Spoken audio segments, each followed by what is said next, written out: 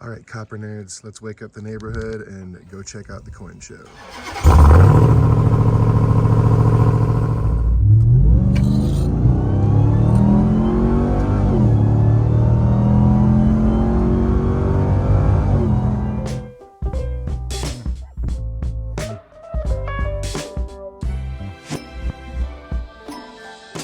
Well, I'm back from the show. Had a pretty good little haul. There was virtually nothing for copper out there. And the weather got crappy, rainy and windy, and it was about a 75-mile drive. So just got back driving through the wind.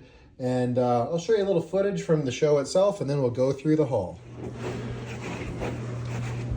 Morning. Good morning.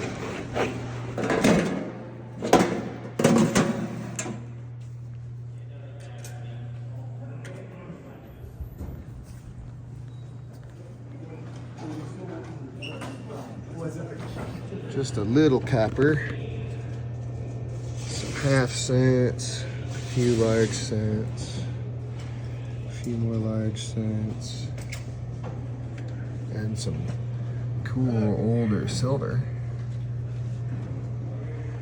Hey, you got some fun stuff in here. Yep. Almost gotta just do a video sometimes. Look at that. Awesome. Yeah, I appreciate it. That's a fun addition. I don't know if I like that graffiti enough to spend $8 or not. Looking through the culls. Nothing super exciting, but I don't know. Old graffiti is kind of neat. Maybe. There's the few large sets here. Some flying eagles.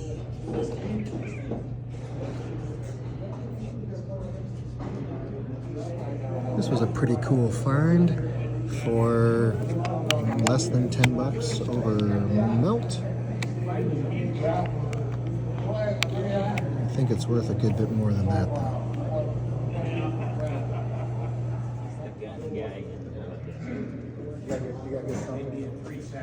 That's cool. Kind of looking for a nice barber quarter. I have a decent half. I've got a nice dime, but the toning on that is just lovely. Yeah, the reverse is a little nicer than the obverse, but the obverse is still pretty nice. Looks like it might have some old light cleaning maybe, but yeah. Well, let's start with the copper. I did pick up that Texas stamped large cent, which got a little verdigris to try and get out of that hole. What is this thing? An 1828, something like that. It's one or the other. And it's just sort of a novelty. It was like $8. So I grabbed it just because I didn't want to leave the show with 0 copper. But as you saw in the footage from the show, there was just really not much exciting to choose from. So that's the copper score. We'll leave it Texas side up and we'll put it, I don't know, there. No, we're not going to put it there. Let's put it there. Okay, that'll be a good spot for now. Do you like toners?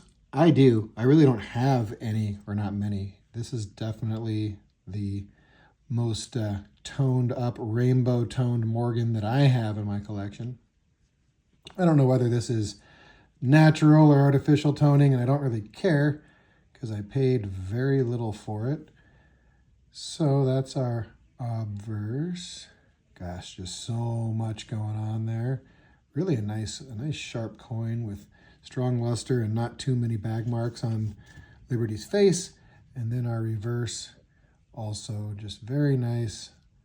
Lots of luster, lots of rainbow toning. So that is an exciting acquisition. I'm pretty pleased with that one. Since I got to the show early, I got sort of first access at the tables, and I walked past one, saw this one looking at me, and saw the price that was on it, and I just grabbed it. It was less than $50, so you can't go wrong whether this is artificial or natural toning, given that it's a high-grade Morgan and at that kind of a price. So that was a fun one. I've been working on a basic typeset and of slabbed coins, and I have a Barber dime and half, but I did not have a quarter, and I sure can't find any signs of circulation on this one. But it's an AU55, and again, some pretty nice rainbow toning, not quite as impressive as on that Morgan, but very, very nice. Check out that reverse. The reverse is just incredible. The obverse maybe had just a little bit of handling, more so than circulation, but not enough that it doesn't have luster, because it certainly has luster on the obverse. There it is. I don't like slabs for a lot of reasons, except on type coins. I really don't mind a slab on a type coin, and so this one's going to stay in the slab. I'm not going to crack it out or do anything crazy, but look at that. Pretty lovely example. So I got my Barbers complete, at least the dime and the quarter and the half. Yeah, that is a very nice coin.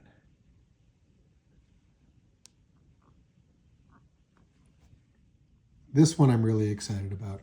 1933 was kind of a crazy year in the US for precious metals. In May, the Gold Confiscation Act was signed, which prohibited the private ownership of gold, which resulted in the melting down of a lot of gold coinage and in the surrender of gold by US citizens at ballpark 20 bucks an ounce. And then as soon as the gold was confiscated, the spot price of gold was about doubled, which devalued all the currency that people had been given in exchange for their gold. But that same year, early that year in January, the Pedley, Ryan and Company in Denver produced these 1 ounce silver rounds. And they're quite rare. I picked this up for a handful of dollars over spot, like not much over spot. And the seller didn't know what it was, and I wasn't familiar with it either. I've looked into it in the last couple of hours and am shocked to find out that this is a very limited production round.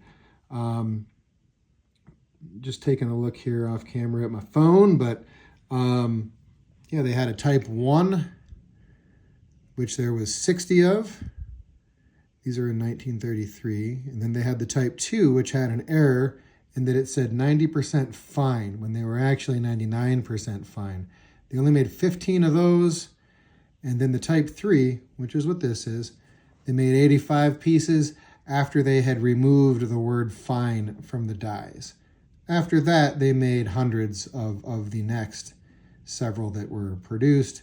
But they're rare in general, but this one being a type 3 is 1 of 85. The type 2s only had 15, the type 1 only had 60, the type 3 had 85, so a little more common than the type 1 and 2, but still exceptionally rare. And it's in, it's in decent shape. It's got some scuff marks and slide marks on it. I received it in a capsule. I'm going to put it back in a capsule, but there's no rims on these, so there's nothing to protect the fields and the surfaces. But really neat find. I mean, I think it's worth probably 5 times what I paid for it. So you can't go wrong with an unexpected find like that. So that was a cool one. And then lastly, you saw this was in that big display box earlier. This is a Mexican 8 reals, 1778 8 reals, which was recovered from the shipwreck of the El Cazador, which sunk in 1783 and was recovered, or discovered anyway, in 1993. So this one's got some shipwreck effect, which is sort of a rough surface from the damage that the salt water did to the coin during its couple 100-year bath. And yeah, that's just kind of a neat piece of history. I don't have any shipwreck coins yet, so this is my first certified shipwreck item, and yeah, glad to have it. So had a good time at the show today. Didn't get as much stuff as I did last year, but the stuff that I did get was pretty exciting. And, not much copper. Last year I did get a chain cent and a 1794 S70, although I had talked with one of the dealers that I work with from out of state in advance, and they brought stuff with them. But this time, I'm just really happy with what I was able to pick up just by scouting around at the show, by being there early and helping do the setup, which is a perk of membership of the local club. And then, my son picked up some cool stuff. My buddy Mike is still there. He picked up some great stuff. And I don't know, coin shows are fun. If you have any in your region, make sure you attend them. You never know what you're going to find. And this is what I found this time. So I appreciate you checking out the video. I will see you in the comments. I will catch you on the next one. Peace.